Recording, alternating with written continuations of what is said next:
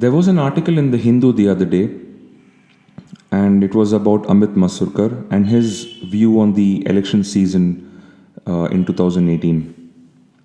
Now, for those of you who do not know Amit Masurkar, he is the brains behind the film Newton, and he basically co-wrote it, directed, and produced it. And it's a brilliant film.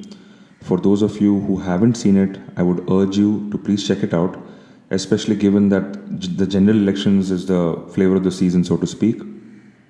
The film basically chronicles the trials and tribulations of an idealistic elections officer in the hinterlands of Chhattisgarh.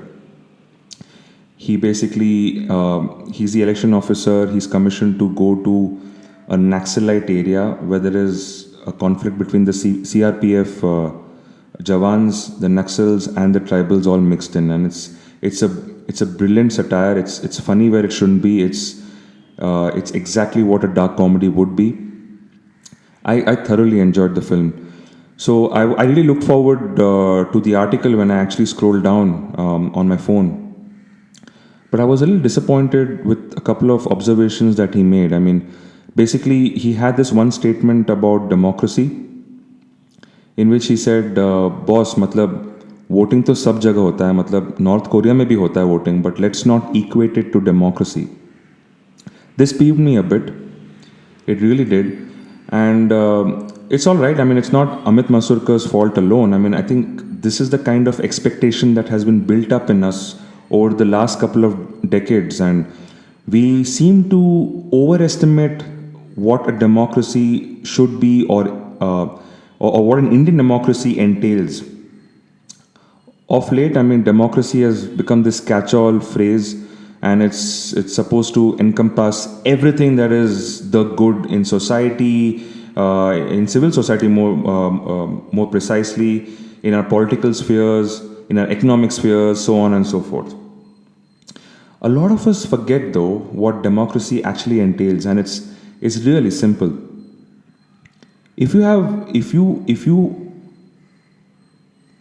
the freedom to exercise your adult franchise, if there is universal suffrage amongst the population in any state, and if they are allowed the right to vote and choose for who they want to see representing them at the highest office, that's it. That's all a democracy is all about. I mean, just look at the UK. Even though it follows a constitutional monarchy, it still has a parliamentary democracy in place.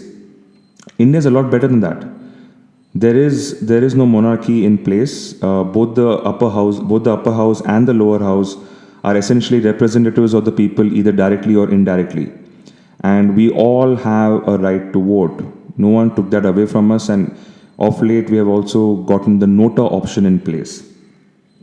So in the article, when Amit Masurkar says that voting to sab jagah hota hai, but let's not equate it to democracy, I kind of do not agree with that, because that is exactly what a democracy is to begin with.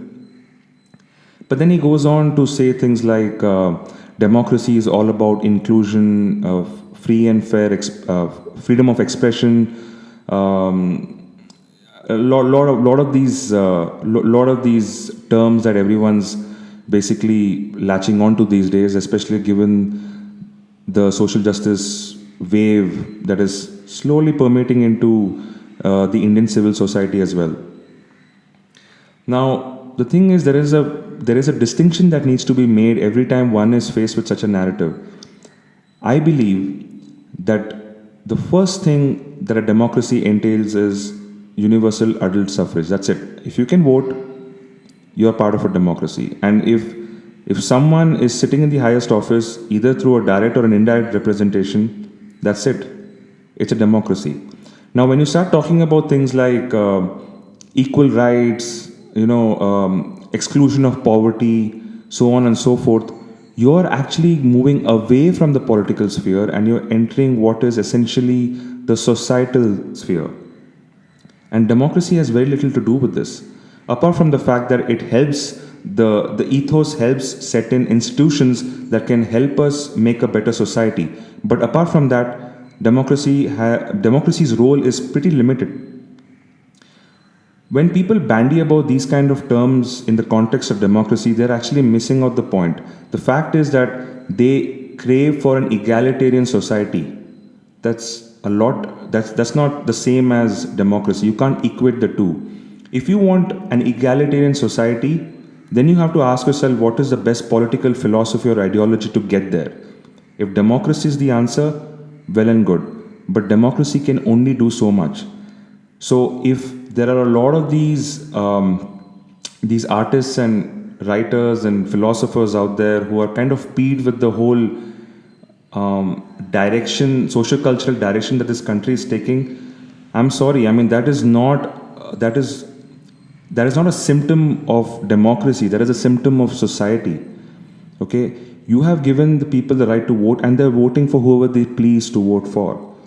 If it's not moving in the egalitarian direction that you hope to, that is a reflection of where society is headed, and not the fact that India is not a democracy, or India is a stillborn democracy and whatnot. So I just wanted to make that point clear. If you think India is not headed the egalitarian way, if you think there is a cultural emergency in the country, that's probably because that's just the way society is evolving right now. And if you want to address that, don't address it through the political prism. That's all I have to say. Until next time, guys, take care.